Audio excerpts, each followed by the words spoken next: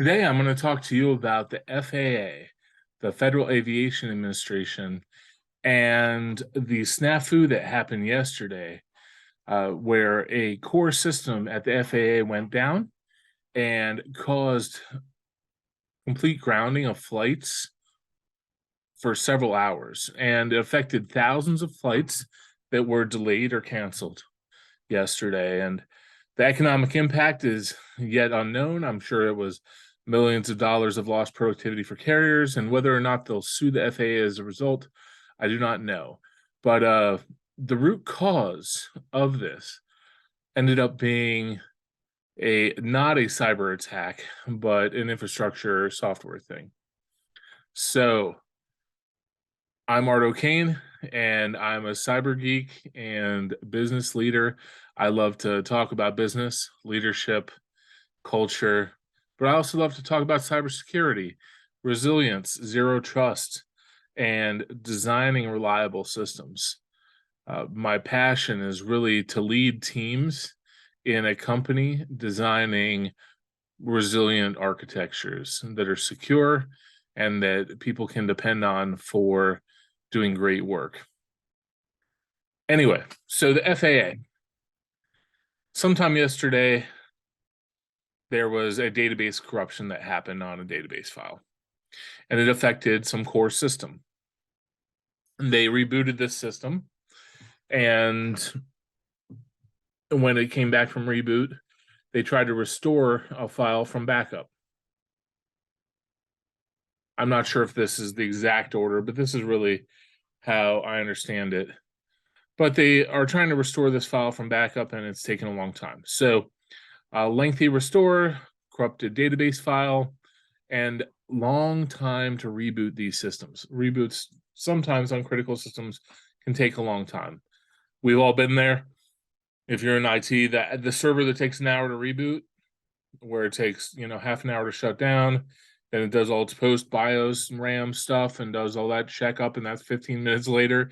And then the system is booting up, and by the time it gets up and the databases are mounted and everything, it's an hour later. And I've been in that with SQL Server and Exchange world plenty of times. But that's really kind of what happened yesterday. And by the time they were able to recover the system and get it back up and running, several hours had passed. And it had been very impactful and caused delays and cancellations all day long. So what does this tell us? The FAA does not have resilient systems in place. Database corruption or file corruption happens. That's just, you have systems that fail. You have systems that will have issues. So what do you do to prevent this kind of outage, especially when you're really running critical infrastructure? So the answer is designing with resiliency in mind. So there are several frameworks out there, and there's been a big push for the last couple of years on resiliency. So one framework that I lean on a lot is the MITRE Cyber Resiliency Engineering Framework, but there are others. There's the Operational Resilience Framework. There are even other frameworks other than that. So since ransomware has happened, resiliency has kind of become a hot topic. It's something that's important right now, and everybody needs to plan for an outage, plan for a system failure, plan for a cyber attack. How do you do that? Well, one thing that may be a solution that people think of is redundancy. Okay, instead of one server, I'm gonna have 5. That would have actually solved this problem. If there were multiple servers that were kind of in a database cluster, if one database failed or had a problem, this probably could have solved it. However, a cluster, if any of you have ever done it before, if that entire cluster is corrupt, which may have been what happened here, that takes a long time to recover too. So it's not, if the whole cluster is corrupt and you need to rebuild or restore the whole cluster, a lot of times when I restore it, the cluster doesn't realize the cluster exists anymore. The cluster, members don't trust each other, don't see the the main, don't see the Microsoft clustering service running. Usually that database is corrupt. I'm having to rebuild the cluster. So this kind of stuff happens. So the FAA may have had that happen, but what we need to do is consider not only redundancy, but other options as well. How could we have recovered from this quickly? Maybe a SAN snapshot, maybe a failover host or a failover system, a failover cluster, another cluster. Perhaps we have a backup system that we're able to restore from a backup quickly and not wait hours for a backup to restore. Imagine being able to hit restore and be back up and running in 30 seconds. So these things are all possible with the right technology and the right planning and the right architecture. What I have a feeling, and this is kind of echoed by many in the community right now, is that the FAA was probably facing a lot of technical debt. This was probably an old legacy system, or probably a system that is fragile, and people have not been able to build in that resiliency that they need to. Yet everyone depends on it, but they're kind of afraid to work with it. So the theme of cyber resiliency engineering has kind of been echoed over the last few years, and that resilience gong has been sounding again and again. And with ransomware especially, it is brought to life that resiliency is a thing. Now, the FAA's network outage, which impacted all airline service and caused thousands of flight delays, is just another gong strike of the resiliency gong here. Between the concepts of like DevOps, SRE, site reliability engineering, and cyber resiliency engineering, there have been so many methodologies that are all about agile, being able to get back up and running when you fail, building systems that are really able to be attacked constantly and being able to be redeployed quickly and things like that. So this has been a thing for over a decade. The industry has been moving in this direction, which is towards more resilient systems. Now I could go into kind of Sunil Yu's idea of cattle versus pets, and the idea that we want our systems to be more like cattle that can go down and can be killed off. And if we have swarms of clusters and things like that, if we have swarms of Docker instances and we destroy a couple Docker instances because they're corrupt, it doesn't take down the whole system. That's kind of the thought process behind that. So that you want your architecture to be designed to die and not be designed to be fragile, single server nurtured forever. So it's worthwhile to mention that the FAA is probably kind of drowning in technical debt. This is probably a result of outdated technology, probably fragile infrastructure, probably complexity, probably people didn't know about how stuff was set up. Probably somebody set it up before, and someone else is having to support it now. Lack of documentation. These are all common when you have a long recovery and a disaster and incident like this. George Freeman, a president and CEO of the U.S. Travel Association, said, today is, and he said this yesterday, today is FAA catastrophic system failure is a clear sign that America's transportation network desperately needs significant upgrades. So that kind of amplifies the fact that technical debt at the FAA desperately needs some attention.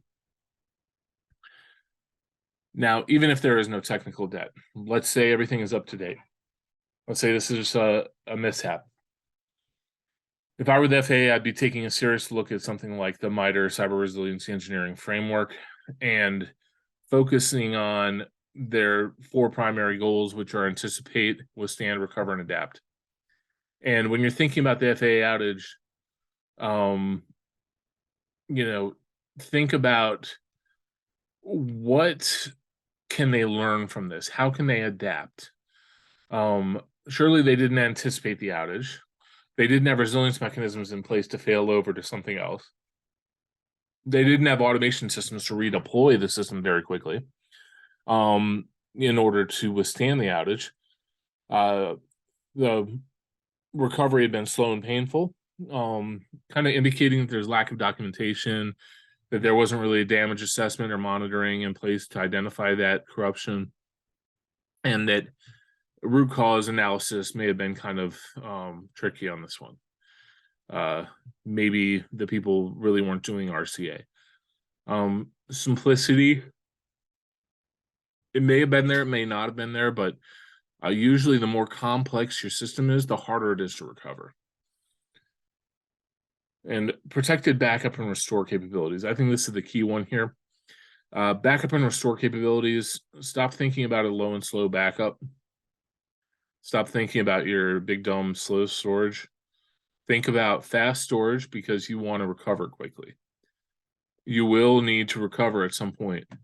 And when your system is down, you don't want to wait days for recovery because you have really slow storage.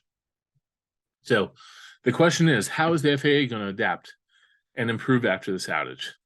Will the FAA designate some significant budget towards reducing technical debt and improving resilience?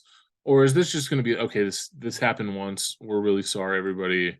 We'll make sure it doesn't happen again. Now, the FAA is not alone in this predicament. Incident response really taught us over the years that most companies, regardless of size, and I've seen this at large enterprises, and I've seen that small businesses have a lot of technical debt. Companies are always trying to move forward, innovate, and make positive projects and changes, but most of them aren't going back to shore up their old technologies and make sure that their stuff is still supportable. Usually, once it's in the wild, they just let it run until it dies. Lack of documentation, lack of redundancy, lack of recoverability. These are all common in enterprise and in small business. I've been in a lot of systems where, these are the critical systems. These are our crown jewels that run all of our transactions, and they're 20-year-old Linux servers with a kernel that's really archaic and never been updated. And then applications that can't run on a newer version. So it's just this fragile infrastructure, and it's completely vulnerable.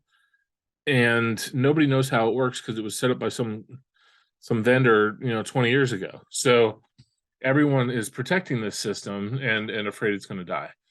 They're trying to nurture it along, feed it, give it muscle rub and keep it going. But in the end, it's a system that is going to fail, and they're going to have no recovery path going forward. That's just an example that I've seen a lot. IT is now the backbone of most businesses, so it really requires more priority and more investment at most organizations than it's getting right now, and really more attention. So how should a business start prioritizing resilience? Consider a framework. There's the ORF, the Operational Resilience Framework, which is by the Global Resilience Federation. There's also the MITRE Cyber Resiliency Engineering Framework. So there are these frameworks around designing for resilient systems. There are frameworks that have ideas, design principles, goals, and key techniques. And if you're trying to implement these kind of solutions, consult a framework and kind of look at what ideas the people have that have written these. A lot of them will probably stand the test of time, and they're constantly evolving as well. So there's new techniques for resiliency always being added. So my heart is with the FAA sysadmins. They probably just really had a hard situation. I've been there where everybody's looking at me and I'm sitting there in front of the server and waiting for it to boot up. And then when it boots up, the database is corrupted and I have to restore it from backup. And then I go and restore it from backup, and that took 3 hours. And then once I've restored it from backup, I have to reboot the server again and wait another hour before anybody can even test it. And meanwhile, the company's been down for 8 hours because just everything was slow that you were working with. That's just poor design. And in a organization like the FAA that has budget to work with, designing for resilience is really the way to go. Thanks a lot, everybody, and thanks for listening to my channel. Make sure you like, subscribe, comment, ask questions, take notes, say hi, whatever. I just like that I get to share this information with you, and I love it when I get your feedback. Thanks a lot.